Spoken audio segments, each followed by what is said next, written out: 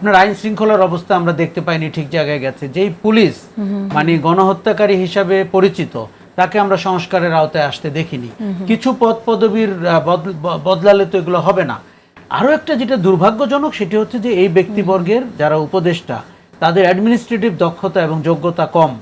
তারা বিভিন্ন এনজিওতে কাজ করেছেন এবং ডোনার ড্রিভেন, কিন্তু তারা তাদের ঘাড়ে ব্যুরোক্রেটরা বা আমলারা উঠে বসে আমাদের পুরনো প্রশাসনকে সামনে নিয়ে এসছেন। দেখুন, আমার ধারণা 5 থেকে 8 তারিখ 72 ঘন্টায় বাংলাদেশের যে ভুল হয়েছে সেটির খেসারত আপনি আজকেও দিচ্ছেন, এবং ভুলের একটি স্বভাবগত চরিত্র হচ্ছে আরও ভুল, আরও ভুল, আরও ভুল। আজকের আয়োজন নিয়ে আমরা অনেকগুলো কথা বললাম। আজকের আয়োজনটি আমার কোনো অভ্যুত্থানের শক্তির প্রতিনিধিত্ব করেছে এরকম মনে হয়নি, কারণ আমরা ওই চেহারাগুলো দেখতে পাইনি, তাদের উপস্থিতি দেখতে পাইনি, সেই রকম মানে প্রাঞ্জল উপস্থিতিও দেখতে পাইনি। অনেকটা আমলা নিয়ন্ত্রিত একটি সরকারি অনুষ্ঠান সংসদ ভবনের খোলা জায়গায় হয়েছে বলে একটু তাও কিছুটা মুক্ত মনে হয়েছে। আমরা ঘোষণাপত্রটিকে স্বাগত জানাচ্ছি, কিন্তু আয়োজনের ভঙ্গিতে গণ অভ্যুত্থানের গন্ধ পাচ্ছি না। তার কারণটি হচ্ছে ওই 72 ঘন্টায় অনেকে বলেন যে অন্তর্বর্তী সরকার ঠিক গণ অভ্যুত্থানের পরিষদে যারা আছেন সবাই কি গণ অভ্যুত্থানের স্পিরিটকে সেভাবে ধারণ করেন কিনা। আমি সেটাই এবং বলছিলাম। এনসিপি নেত্রী সামান্তা তো বললেন যে আমরা এখন জানতে চাই যে যারা উপদেষ্টা পরিষদে গেছে কাদের রেফারেন্সে, কাদের অনুরোধে তারা এসছে। দেখুন, এই প্রশ্ন করা খুবই স্বাভাবিক। আবার এও প্রশ্ন আছে যে ছাত্ররা যে সরকারে যাবে এটিকে ঠিক করেছে, কারণ আমাদের ঐতিহাসিক ভুল কি জানেন? ছাত্ররাই তাদের নিয়োগকর্তা, এটি আমাদের ঐতিহাসিক ভুল। কোনো একজনকে মাস্টার মাইন্ড বলা, এটি একটি ঐতিহাসিক ভুল। এবং গণ অভ্যুত্থানের স্পিরিটের সাথে যুক্ত না এমন ব্যক্তিবর্গকে উপদেষ্টা পরিষদে নেওয়া। দেখুন, আমরা 72 ঘন্টায় বুঝে গেছি বিপ্লব বেহাত হয়ে গেছে। কেননা আপনি ক্যান্টনমেন্টে গেছেন, আপনি বঙ্গভবনে চুপ্পুর অধীনে শপথ নিয়েছেন, এবং সেই সরকারটি একটি রেগুলার সরকার অথবা সংবিধান মতে শপথ নেওয়া একটি সরকার।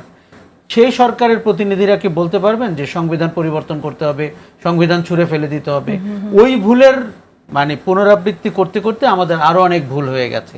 ফলে যেটি ঘটেছে যে বিচার প্রক্রিয়া ওইভাবে এগোয়নি, এমনকি ফ্যাসিবাদী শক্তি যেভাবে দেশ থেকে পালিয়ে যেতে পারলো সেটিও আমাদের কাছে দৃষ্টিকটু লেগেছে।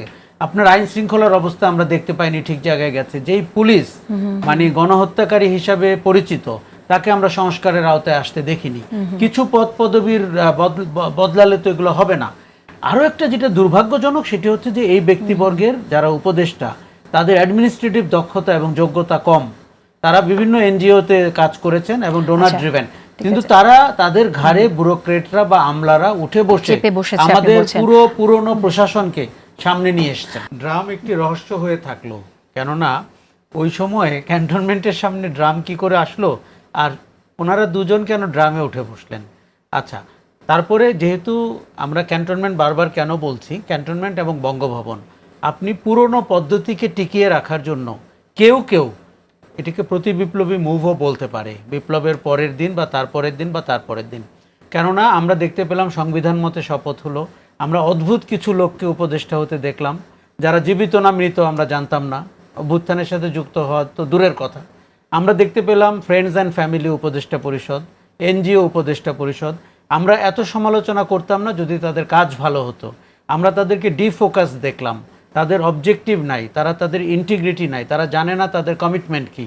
দেখুন, আপনি যারা শহীদ হয়েছে, যারা আহত হয়েছে, তাদের যে কারোর সাথে কথা বলে দেখেন তো তারা এই সরকারকে কিভাবে রেটিং করে। এই সরকার আয়াসী সরকার এবং একটু অথর্ব সরকার। কাজেই আজকে ঘোষণাপত্র দিয়েছে বলে আমরা গত 12 মাসে তাদের পারফরমেন্সকে ভুল বিচার করব তা কিন্তু না। দেখুন, গণ অভ্যুত্থানের পরের সরকারটি অভ্যুত্থানের সরকার হতে পারত, এমনকি বিপ্লবী সরকার হতে পারত। যেই ক্যান্টনমেন্টে গিয়ে জোনায়েদ সাকি, আসিফ নজরুল এরা গিয়েছিলেন, তারাও তো এই গত সরকারের অংশীদার ছিলেন, গত ফ্যাসিবাদী শাসনের অংশীদার ছিলেন। কাজে তার উপরে ভরসা করার কি আছে? অথবা যেই চুপ্পু, যাকে বানানোই হয়েছিল বিপদের সময় রাষ্ট্রপতির ক্ষমতা প্রয়োগ করার জন্য, আপনি সুরসুর করে সেই বঙ্গভবনে চলে গেলেন। এই সব কিছু কিন্তু তখন দৃষ্টিকটু মনে হয়েছে, এবং প্রতি ঘন্টায় আমরা দেখতে পেয়েছি কি করে একটি বিপ্লব বেহাত হয়ে একটি রেগুলার প্রাতিষ্ঠানিক সরকারের আয়োজনের দিকে চলে গেল। প্রফেসর ইউনূসকে আমরা ডেফিনেটলি সবাই পছন্দ করেছি, এবং অন্যদের ব্যাপারে প্রশ্ন থাকলেও কিন্তু তার যখন দেখলাম তার ব্যক্তি স্বার্থ নিয়ে যথেষ্ট চিন্তিত জাতীয় স্বার্থের চেয়ে, তখন কিন্তু আমাদের মোটেই ভালো লাগেনি। এখন গত 12 মাসে আপনি বিচার প্রক্রিয়ার অগ্রগতি যদি জিজ্ঞেস করেন, আমি খুব পুয়োর অগ্রগতি বলবো।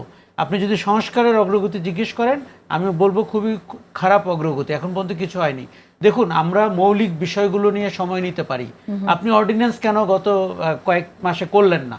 এই যে শ্রম কমিশন অথবা নারী কমিশন অথবা মিডিয়া কমিশন, এদের অনেক সাজেশন ছিল, আপনি করে ফেলতে পারতেন। আমরা সরকারটিকে কাজ করতে দেখছি না, কথা বলতে দেখছি। গণ অভ্যুত্থানের পরে সরকার কি কথা বলে?